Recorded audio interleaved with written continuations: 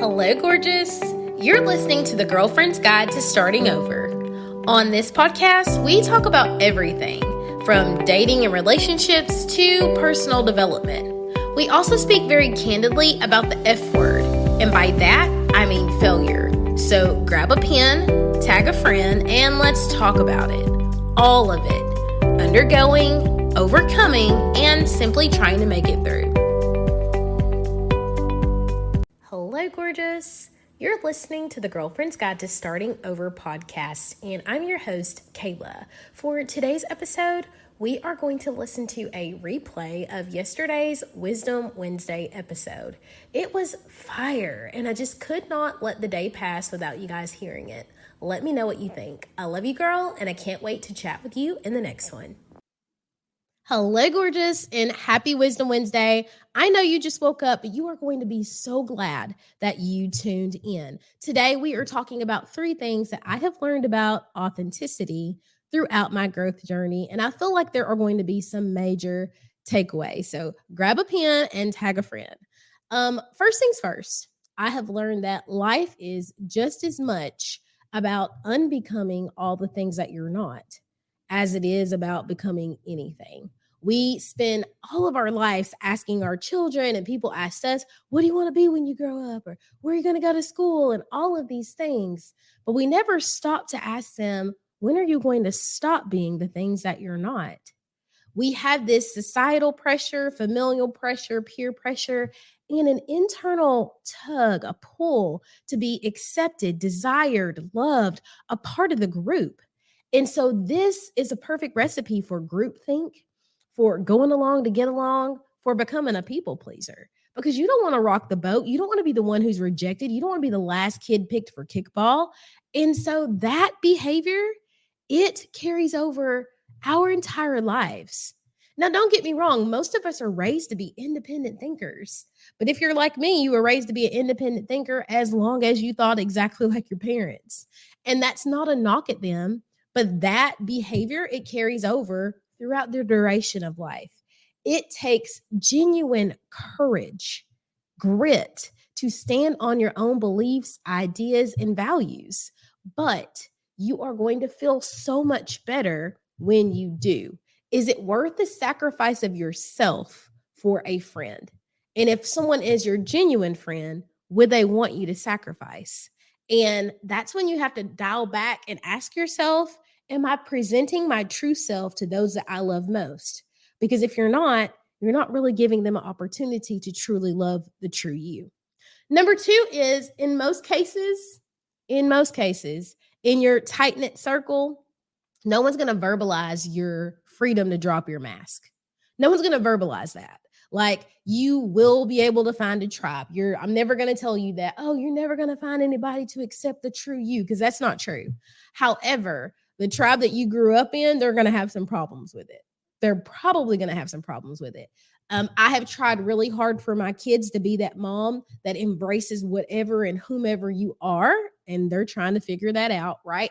So that they don't have to go seeking and searching for that. But every family unit, every friend group, any group capacity has balance. They have a homeostasis. Someone is the hero. Someone is the outcast. Someone is the black sheep. Someone is the mascot. Someone is the class clown. You have that in every group where people play a role. Either it's a role that you assumed or a role you were assigned. And when you decide to shift out of that role, people get uncomfortable. They're like, what is going on? And there creates a tension as the unit tries to get back to balance. So when you decide to step out of the box, when you start to move toward more of who you genuinely are, it causes discord in your platoon. You have to stay the course, or you get to stay the course, because from that will emerge the people who genuinely love you, who are genuinely rooting for you. And it will surprise you how there are people on your inside circle, sis, who are comfortable with your mediocrity. Because if you move, they feel compelled to move. They feel compelled to change. I am almost 3.5 years into my journey, and I'm still regularly teaching people how to treat me, what I will tolerate, what I will not tolerate. Kayla's not sensational. Kayla's just not going to accept that anymore.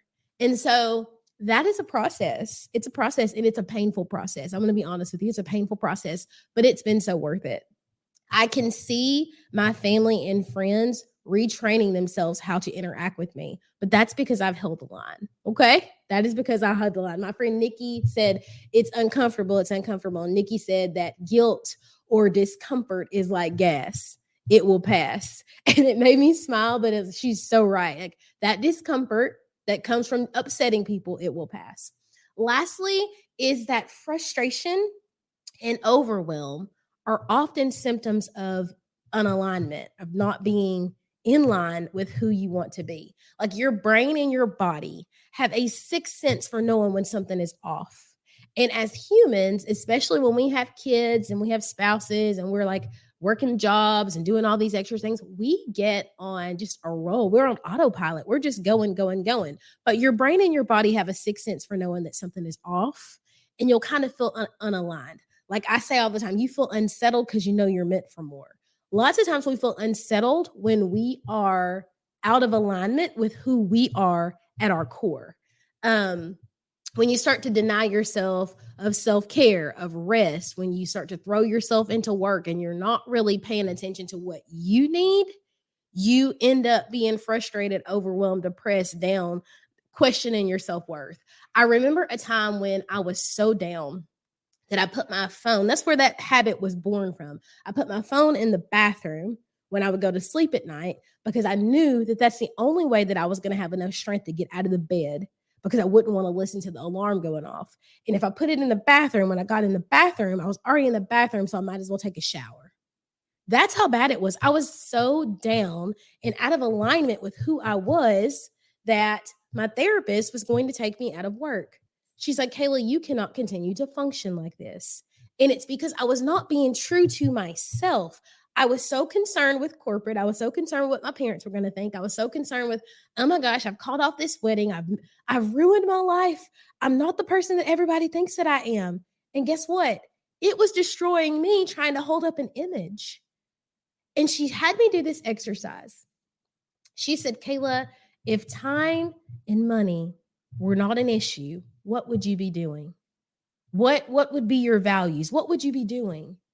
And I wrote these 3 words: love, lead, inspire. Love, lead, inspire.